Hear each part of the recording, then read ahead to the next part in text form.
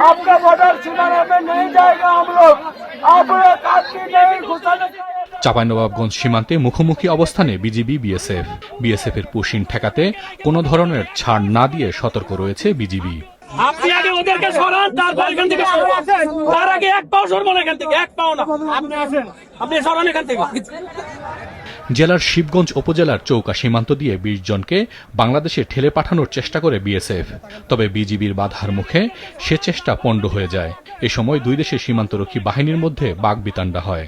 বর্তমানে ওই ২০ জন শূন্যরেখা থেকে সরে গিয়ে ভারতে অবস্থান করছেন।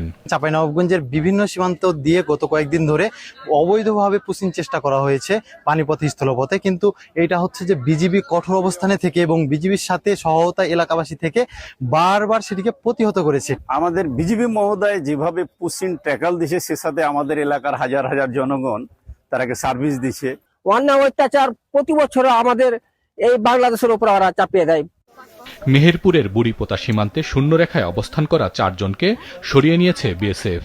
আমাদের যে আতঙ্কটা বিজেপি তা আমাদের বুঝতে দিচ্ছে না, ওরা সব সময়তেই আছে আমাদের পাশে, আমরাও তাদের পাশে আছি। সরকার ভাবে বা ফ্ল্যাগ মিটিংয়ের মাধ্যমে সেটা করবে, এইভাবে রাত্রির আধারে চোরের মতো যে আমাদের দিকে পুশিং করছে, এটা আমাদের জন্য খুবই একটা সংকটের একটা সময়। বর্তমান পরিস্থিতিতে বিজিবি আরো অনেক বেশি সতর্ক অবস্থায় রয়েছে। বর্তমানে সীমান্তে ভারতের পুশিং পরিস্থিতির কারণে এলাকার স্থানীয় জনগণও বিজিবির সাথে কাজ করছে, অর্থাৎ রাত জেগে বিজিবির সাথে সীমান্ত পাহারা দিচ্ছে। বেনাপোলের ওপারে ভারতের নরহরিপুর এলাকায় সীমান্তের বাতি বন্ধ করে দেয় বিএসএফ। এছাড়া বিভিন্ন সীমান্তে বাড়তি নজরদারি অব্যাহত রেখেছে বিজিবি।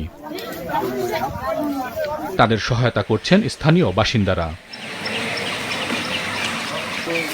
হাসান মেহেদী, মাছরাঙা নিউজ ডেস্ক।